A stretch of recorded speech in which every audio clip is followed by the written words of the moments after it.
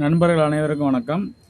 இந்த போர்டு வந்து பார்த்தீங்கன்னா TDA 8510. இப்போ வந்து கரண்ட் ட்ரெண்டில் வந்து பார்த்தீங்கன்னா 4440 வந்து ஒரிஜினல் ஐசி வந்து உங்களுக்கு ரேட் அதிகமாகிடுச்சு. ஸோ அதனால் அதோட லோ காஸ்ட்டாக வந்து மேனுஃபேக்சர் பண்ணுறதுக்காக ஒரு ஐசி புதுசாக பண்ணியிருக்கோம்.